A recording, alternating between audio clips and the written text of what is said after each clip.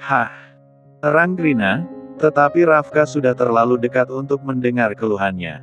Rafka melangkah dengan percaya diri, senyum tampan terpasang. Seluruh perhatiannya tertambat pada wajah Grina yang, di bawah sinar matahari pagi, terlihat seperti dipahat oleh tangan dewa-dewi. Kulitnya yang bersih, hidungnya yang mancung, bibirnya yang... Ah! Fokus, Rafka. Ia begitu terpana sehingga sama sekali lupa memperhatikan sekelilingnya. Kaki kanannya yang melangkah maju dengan gagah itu tiba-tiba terbentur sesuatu yang keras dan rendah. Daf! Aduh! Seruan pendek itu terlontar saat keseimbangannya limbung. Bunga mawar di tangannya terlempar, tubuhnya terdorong ke depan bagai boneka kayu yang patah. Awas! Teriakan itu berasal dari Grina. Refleksnya luar biasa cepat. Tanpa pikir panjang, tangannya menyambar lengan Rafka yang terayun-ayun, menariknya keras-keras untuk menyelamatkannya dari jatuh telungkup. Namun, kekuatannya ternyata berlebihan. Nona Grina. Rafka hanya sempat terkesiap sebelum merasakan tarikan yang sangat kuat. Alih-alih stabil, tubuhnya justru terpelanting ke arah sumber penyelamatnya langsung ke arah Grina. Dunia berputar cepat. Ada teriakan kecil, desahan, dan suara tubuh membentur lantai beton yang keras. Ketika debu dan rasa malu mengendap, posisi mereka sudah seperti pasangan di atas ranjang. Rafka terbaring di atas tubuh Grina, tangan kanan dan kirinya dalam upaya pendaratan darurat yang gagal total, mendarat tepat di lokasi yang sangat-sangat tidak semestinya. Ya ampun, aku lupa rekam, gumam Arabella dari samping. Suaranya datar namun matanya berbinar-binar seperti penonton yang baru saja menyaksikan adegan terbaik dalam drama romantis. Di lantai, Grina dan Rafka saling berpandangan. Hanya sepersekian detik, tapi rasanya seperti keabadian. Rafka bisa menghitung setiap bulu mata Grina yang panjang dan lentik. Bisa melihat iris mata coklatnya. Bisa merasakan nafasnya yang pendek dan panas menyentuh kulitnya. Kemudian, badai pecah. Apa yang kamu lakukan? Geraman itu keluar dari bibir Grina yang bergetar, bukan karena takut, tapi karena amarah yang membara. Matanya melotot, hampir menyemburkan api. Kamu memegang Rahel dan Samantaku. Rafka baru tersadar. Sensasi lembut di bawah telapak tangannya menyadarkannya pada realita yang mengerikan. Darahnya langsung mengalir deras ke wajahnya, lalu tiba-tiba juga terasa mengalir deras keluar dari hidungnya. Panik. Maaf. Saya tidak sengaja, Nona. Sumpah, tidak sengaja. Ia buru-buru mengangkat kedua tangannya tinggi-tinggi, seperti perampok yang ditodong senjata, sambil berusaha mendorong tubuhnya untuk bangun. Arg! Teriakan Grina memecahkan kesunyian parkir. Dengan gerakan cepat, ia mendorong tubuh Rafka yang masih kaku. Rafka terguling ke samping, punggungnya membentur lantai untuk yang kedua kalinya. Baf! Grina sudah bangkit, wajahnya merah padam, baik karena marah maupun malu. Arabella hanya bisa menggeleng-geleng, berusaha menahan tawa yang sudah menggelitik kerongkongannya. Ayo, Grina. Udah, kata Arabella akhirnya, menarik lengan Grina. Dasar pria tidak tahu malu, ditolong malah menyentuh si kembar. Dia tidak sengaja. Tanpa menoleh lagi, Grina membalikkan badan dan berjalan dengan langkah tegas masuk ke dalam klinik. Daun pintu kaca menutup dengan keras di belakangnya. Rafka hanya bisa terduduk lesu di lantai beton yang dingin. Wajah tampannya kini pucat, dihiasi senyum getir yang menyakitkan untuk dilihat. Dari kedua lubang hidungnya, mengalir dua garis merah yang jujur bukti fisik dari kekacauan dan gejolak yang baru saja terjadi.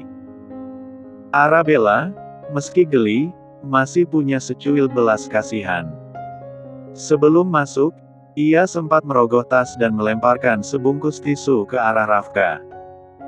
Hidung Kak Rafka berdarah, sumpal saja pakai tisu. Tidak enak dilihat orang, katanya, lalu menghilang mengikuti Grina. Iya, Nona. Terima kasih, sahut Rafka tersenyum getir. Dia mengangkat kedua tangannya, menatap telapak tangan yang berdosa, itu seolah-olah mereka adalah benda asing. Suara keluhannya pecah dalam kesunyian. Kenapa? Kenapa kalian berdua bisa mesum? Arabella dan Grina terbaring berdampingan di ranjang spa, tubuh mereka tertutup kain lembut berwarna putih. Dua pegawai spa memijat dengan ritme teratur, tekanan pas, tidak berlebihan, tapi cukup membuat otot-otot tidak tegang. Baru beberapa menit Arabella bercerita, Grina sudah membelalakan mata, lalu tanpa peduli suasana syahdu, ia menjerit tertahan. What? Jadi kamu sama si wajah marmer es balok itu abis wik-wik? Oh my god, Bella. Are you crazy? Arabella langsung menoleh, refleks meraih bantal kecil di samping kepalanya lalu melemparkannya ke arah Grina. Biasa aja dong ekspresinya. Protesnya kesal. Lagi pula itu karena aku di bawah pengaruh obat, ulah si Nathan brengsek itu. Dua pegawai spa hanya saling melirik sekilas, lalu tersenyum tipis. Mereka jelas mendengar, tapi profesionalisme membuat tangan mereka tetap bergerak, fokus pada pijatan, seolah tidak ada apa-apa yang baru saja diumbar. Grina mendengus, bibirnya menyunggingkan senyum jahil. Pantas aja jalan kamu aneh. Ternyata sudah unboxing. Ia lalu menirukan gaya Sean dengan suara dibuat berat dan datar. Istriku sedang mandi. Wajah Arabella langsung memanas, merah padam seperti tomat matang. Ia menutup wajah dengan kedua tangan, lalu mengerang pelan.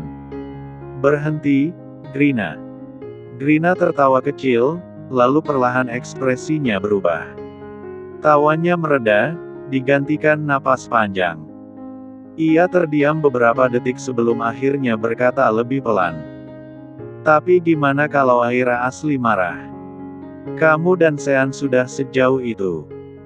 Arabella membuka matanya, menatap langit-langit ruangan dengan ekspresi bingung bercampur lelah. Aira bilang tubuh ini milikku. Aku bebas melakukan apa saja. Katanya ringan, seolah mencoba meyakinkan diri sendiri. Iya, iya. Bilang aja kamu juga menikmati wik-wiknya, sahut Grina cepat. Grina tidak sadar kalau Arabella secara tidak langsung memberitahu kalau ia sudah bertemu dengan Aira. Arabella tidak langsung membalas. Jemarinya justru memilin-milin kain penutup tubuhnya, gerakan kecil yang mengkhianati kegelisahan. Ia ingin mengelak, tapi bayangan semalam meski samar dan bercampur efek obat masih jelas terasa. Napasnya berubah sedikit lebih dalam. Grina meliriknya sinis. Katanya pria itu nyebelin, dingin, songong. Tapi faktanya, kalian malah unboxing. Aku nggak percaya. Grina, panggil Arabella lirih. Nada suaranya membuat Grina terdiam. Apa lagi? Arabella menarik napas. Setelah pulang dari rumah Madam Malika waktu itu Aira datang ke mimpiku. Grina langsung bangkit setengah duduk, matanya membulat. Ia memberi isyarat cepat pada dua pegawai spa. Mbak, kami mau sendiri dulu. Kedua pegawai mengangguk sopan lalu meninggalkan ruangan, menutup pintu perlahan hingga aroma terapi terasa lebih pekat. Ucapan Arabella tadi langsung terputar dan ia memeluk kening. Bodohnya Grina tidak sadar. Grina turun kembali, kini menatap Arabella dengan penuh rasa ingin tahu. Apa yang dia katakan? Arabella menelan ludah. Dia memelukku dan bilang terima kasih. Katanya aku melakukan hal yang tidak bisa ia lakukan. Grina terdiam. Terus dia bilang cara membuat kalian bertukar kembali. Ekspresi Grina berubah. Ada kebingungan, ada kegelisahan. Ia ingin Arabella tetap di sini, tapi di sisi lain, ia sadar Arabella juga bukan milik dunia ini sepenuhnya. Arabella menggeleng pelan. Tidak. Aira juga tidak tahu. Dia cuma bilang dia sedang menunggu. Menunggu apa? Grina mengernyit. Arabella mengangkat bahu. Entahlah. Dia cuma bilang, meski tubuh ini miliknya, jiwanya tetap Arabella. Dia percaya aku gadis yang baik. Kalimat itu justru membuat dada Arabella terasa sesak. Ia membanting kepalanya pelan ke ranjang, frustasi. Aku juga penasaran, Grina, kapan aku dan Aira benar-benar bertemu lagi? Atau sampai kapan batas waktu aku ada di dalam tubuh Aira? Ruang spa itu kembali sunyi setelah tawa dan kehebohan mereda. Grina duduk bersila di ranjang, menatap Arabella yang masih telentang dengan mata kosong menatap langit-langit. Bella, panggil Grina pelan, memecah keheningan. Gimana kalau kita ke rumah Madam Malika lagi? Arabella langsung menoleh. Alisnya berkerut, bibirnya mengatup rapat. Tidak, jawabnya singkat, tegas. Aku udah kecewa. Yang datang kemarin bukan Aira tapi gempa bumi. Grina mendesah pelan, tangannya menopang dagu. Tapi faktanya Aira datang ke mimpi kamu, bantahnya lembut. Itu bukti ada celah. Kita coba lagi. Siapa tahu sekarang berhasil. Arabella menggeleng, ragu. Ada kelelahan yang nyata di matanya. Aku capek berharap, Grina. Nanti ternyata bukan Aira yang datang malah sesuatu yang tidak terduga lagi. Grina menatapnya beberapa detik, lalu berkata hati-hati, seolah menimbang setiap kata. Bella, kemarin aku ketemu Kak Ethan. Di kafe. Arabella terperanjat. Tubuhnya sedikit menegang. Hah? Ia langsung duduk. Kamu bilang apa barusan? Dia nanya banyak hal tentang kamu, lanjut Grina. Tentang Aira. Dia heran kenapa aku bisa cepat akrab sama kamu. Arabella menelan ludah. Terus kamu jawab apa? Grina menatapnya sendu. Aku bilang dulu, waktu kamu masih hidup, kamu sering ke panti asuhan Aira. Aku pernah ikut. Jadi aku merasa sudah lama kenal Aira. Dan sekarang ketemu lagi, rasanya ya cocok aja. Arabella menghembuskan napas panjang dan berat, seolah dadanya ditekan beban tak kasat mata. Wajah Ethan terlintas begitu saja senyum hangatnya, caranya mendengarkan tanpa menghakimi, caranya selalu ada tanpa pernah memaksa. Hidup sebagai Aira membuat Arabella hampir lupa bahwa dulu ada pria yang selalu berdiri di sisinya. Grina memperhatikan perubahan ekspresi itu. Bella. Suaranya merendah. Gimana perasaan kamu ke Kak Ethan sekarang? Arabella terdiam lama. Bola matanya mulai berkaca-kaca. Aku nggak tahu, jawabnya jujur.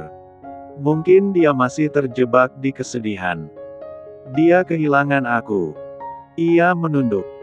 Dan aku yakin orang tuaku juga. Grina mendekat, duduk di sampingnya. Dia merindukanmu, Bella. Mereka semua merindukanmu. Keheningan jatuh lagi, kali ini lebih berat. Arabella merasa dadanya sesak. Ia sadar, terlalu fokus membalas rasa sakit pada Sean dan keluarganya, ia justru terjebak dalam perasaan yang tidak seharusnya tumbuh, perasaan yang menggantung, tidak punya tempat. Terus aku harus bagaimana? Suaranya hampir bergetar. Grina langsung memeluknya erat. Setidaknya kalau kamu dan Aira bertemu lagi, kamu bisa tahu batas waktumu. Kamu nggak akan terus terjebak di tubuh ini tanpa arah. Pelukan itu hangat, menenangkan. Arabella memejamkan mata, membiarkan kata-kata Grina meresap. Mungkin benar, pikirnya. Kalau aku bertemu Aira lagi mungkin dia sudah punya jawaban. Ia membayangkan bisa pamit-pamit pada Ethan, pada kedua orang tuanya agar mereka bisa melanjutkan hidup tanpa terus menunggu hantu masa lalu. Dan Sean, biarlah ia mencintai Aira dengan tulus, tanpa bayang-bayang dirinya. Arabella menarik napas dalam. Baik, katanya akhirnya. Aku setuju. Grina langsung tersenyum lega. Berarti kita ke Madam Malika sekarang. Tunggu. Arabella menahan. Rafka gimana? Kalau aku minta pergi, dia pasti curiga. Tapi kalau dia ikut takutnya dia lapor pada Sean. Grina menyeringai kecil, lalu menjentikkan jarinya. Tenang, katanya percaya diri. Aku punya cara biar Rafka diam. Arabella menatapnya ragu sekaligus penasaran. Ruang rapat utama HRS Company Group pagi itu terasa berbeda. Biasanya dipenuhi obrolan ringan sebelum rapat dimulai, kini tengang. Meja panjang berlapis kayu mengilap telah dikelilingi para jajaran direksi, komisaris, dan pemegang saham penting. Jas jaket rapi, wajah-wajah serius, dan tatapan penuh tanya saling bersilang. Satu kursi kosong mencolok di ujung meja. Kursi milik Adam Nadim Horizon, Presiden Direktur HRS Company Group. Sean duduk tegak di kursinya sebagai CEO. Bahunya tegak, rahangnya mengeras. Sorot matanya tenang, tapi dingin, seperti es yang siap menusuk siapapun yang meremehkan keputusannya. Bisik-bisik mulai terdengar. Kenapa Tuan Adam belum datang? Apa ada masalah besar? Rapat mendadak begini biasanya nggak pernah berakhir baik. Kenapa justru Tuan Sean yang memimpin langsung? Sean membiarkan semuanya berlangsung beberapa detik. Ia menyapu wajah-wajah di hadapannya satu persatu orang-orang yang selama ini berdiri di belakang nama besar keluarga Horizon, sebagian loyal, sebagian hanya setia pada kekuasaan. Satu suara kecil itu cukup untuk membungkam ruangan. Semua mulut menutup rapat. Tatapan kini tertuju padanya. Kalian semua pasti terkejut, ujar Sean akhirnya, suaranya rendah namun tegas. Karena saya mengadakan rapat dadakan pagi ini. Ia berhenti sejenak, memberi jeda yang membuat jantung beberapa orang berdegup lebih cepat. Ada satu hal penting yang harus saya sampaikan. Dan ini tidak bisa ditunda. Beberapa orang saling pandang. Ada yang menghela napas pelan, ada pula yang mulai gelisah di kursinya. Sean melanjutkan. Mulai hari ini, Adam Nadim Horizon tidak lagi menjabat sebagai Presiden Direktur HRS Company Group. Ruangan langsung gaduh. Apa? Tidak mungkin. Ini bercanda. Bagaimana bisa? Sean tidak bergeming. Bukan hanya itu, lanjutnya dingin. Nama Adam Nadim juga dihapus dari daftar ahli waris dan seluruh kepemilikan saham yang berkaitan dengan keluarga Horizon. Suasana berubah drastis. Wajah-wajah yang tadinya hanya terkejut kini berubah pucat. Ada yang langsung bersandar, ada yang refleks menegakkan punggung. Seorang pria parubaya mengacungkan tangan, suaranya terdengar tegang. Tuan Sean, dengan segala hormat, katanya. Anda memang CEO. Tapi keputusan sebesar ini tidak bisa diambil sepihak. Apa dasar pemecatan Tuan Adam? Beberapa orang mengangguk setuju. Yang lain memilih diam, menunggu Sean membuka kartu berikutnya. Sean mengangguk kecil, seolah sudah memperkirakan pertanyaan itu. Pertanyaan yang wajar, ujarnya. Dan tentu saja, saya tidak datang ke sini tanpa dasar. Ia menoleh ke samping. Rafli yang berdiri di dekat layar proyektor langsung bergerak. Dengan satu klik, layar besar di depan ruangan menyala. Grafik keuangan muncul. Angka-angka berwarna merah. Nama perusahaan-perusahaan asing dan lokal terpampang jelas. Berdasarkan audit internal dan eksternal, ujar Sean sambil berdiri, suaranya menggema. Adam Nadim terlibat dalam beberapa usaha ilegal. Suara napas tertahan terdengar di berbagai sudut ruangan. Ia menggunakan dana operasional perusahaan untuk kepentingan pribadi, lanjut Sean tanpa ragu. Dana yang seharusnya masuk ke kas HRS Company Group dialihkan untuk membangun perusahaan bayangan atas namanya sendiri. Seorang direktur wanita menutup mulutnya. Ya Tuhan. Rafli mengganti slide. Dokumen transfer dana, laporan audit, hingga struktur kepemilikan perusahaan ditampilkan satu persatu. Semua ini, Sean menegaskan, sudah diverifikasi. Ruangan kembali hening. Bukan hening tenang, melainkan hening penuh guncangan. Sean belum selesai. Ia memberi isyarat lagi. Slide berikutnya muncul, hasil tes DNA. Dan ini, kata Sean, nadanya makin dingin. Adalah alasan terakhir. Beberapa orang menyipitkan mata, membaca cepat. Sean menatap mereka satu per satu. Adam Nadim bukan anak kandung Tuan Altan. Desa kaget terdengar serempak. Darah keluarga Horizon, lanjut Sean, suaranya tajam. Sama sekali tidak mengalir di tubuhnya. Ia mengepalkan tangannya di atas meja. Satu-satunya yang memiliki darah Horizon asli hanya papaku. Ruang rapat benar-benar senyap. Ruben, pengacara keluarga, maju ke depan dan membacakan klausul dalam surat wasiat mendiang Omagia. Jika suatu hari terbukti Adam Nadim bukan anak kandung dari Alem Tuan Altan Horizon, maka semua haknya atas saham dan jabatan dalam Horizon Group secara otomatis gugur. Lalu mengapa baru sekarang hal ini diungkap? Tanya seorang wanita direktur dengan nada menantang. Karena butuh waktu untuk mengumpulkan bukti yang tak terbantahkan, jawab Sean dingin.